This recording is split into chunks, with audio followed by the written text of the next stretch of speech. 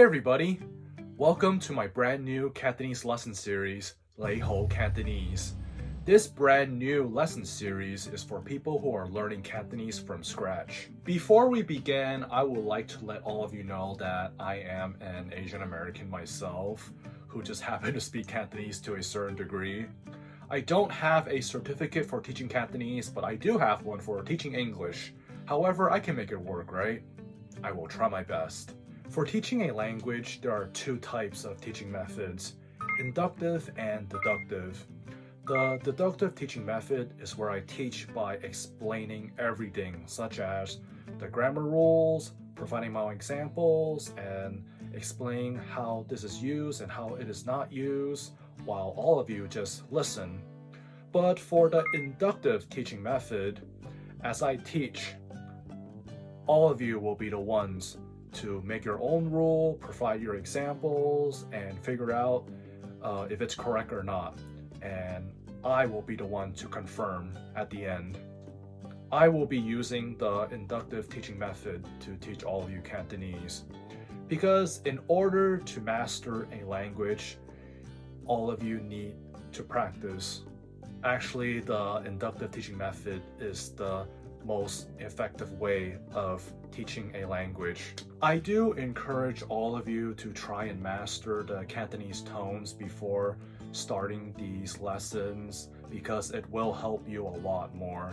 Unfortunately, I do not know the tones myself because I never had to learn them, but I'm pretty sure you can find some useful videos on YouTube. Alright, let's begin. For the very first lesson, let's start with some greetings. Nei Ho, Nei Ho, Nei Ho.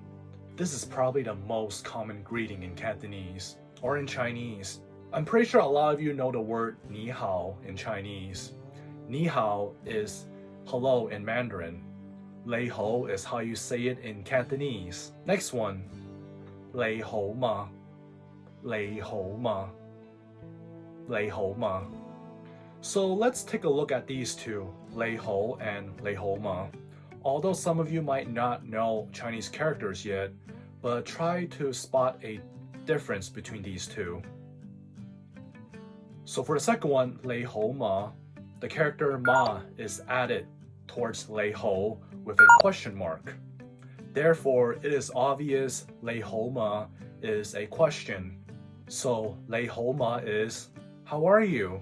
Cantonese has many final particles, and ma is an interrogative particle.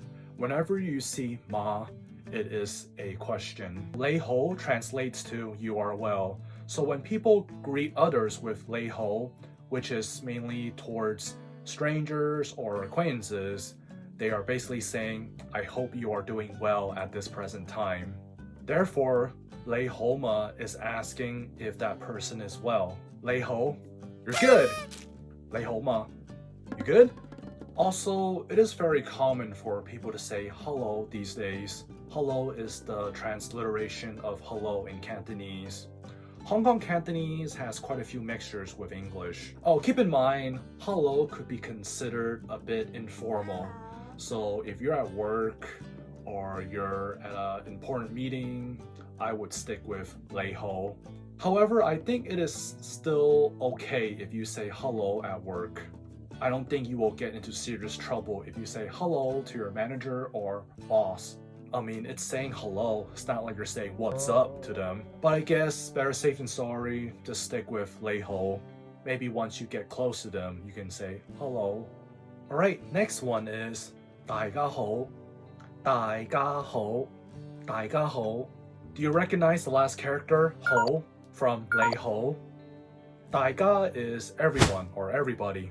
So if Nei Ho is hello as in I hope you are well, what would 大家好 be?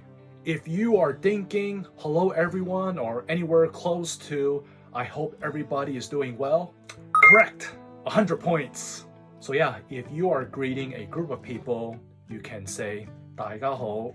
Either that or you can go to them individually and say 你好, 你好, 你好, 你好, 你好. 你好, 你好, 你好, 你好, 你好. But if you want to cut to the chase, just say 大家好. And there is actually a more formal way of saying hello everybody, but it is mainly used if you're addressing a crowd or giving a speech. And that is 各位好,各位好,各位好.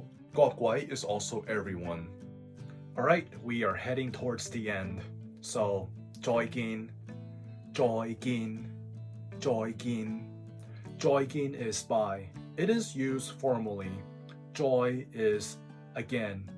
見 is to see. So people say 再見 as in bye, but we will meet again. I mean, there's a chance that we will see each other again because it is a very small world. But you can use 再見 as in see you again. However, these days, people often say bye-bye, which is a transliteration of bye-bye. Formal and informal, it is okay to say bye-bye instead of 再見. Actually, 再見, it can be a bit emotional, but I'll talk about that in another lesson. Here's a hint. And I'll tell you all about it when I see you again. Here are the next ones. 下次見,一陣見,下次見,下次見,下次見,一陣見,一陣見,一陣見. Do you recognize the last character, 見, from 再見? So 見 is to see. 下次 is next time. 一陣 is later, in a bit. Alright, first let's do 下次見. 下次, next time, and 見, see. If you combine these two, what will you get? If you're thinking, see you next time, correct.